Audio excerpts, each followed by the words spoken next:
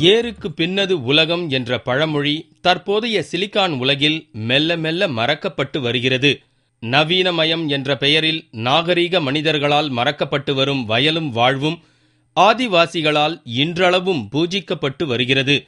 இதற்கு நீலகிரியில் குந்தலாடி என்ற பகுதியில் ஆதிவாசிகளால் கொண்டாடப்படும் புத்தரி தினவிழா எனப்படும் புது அரிசி விழா சிறந்த உதாரணம்.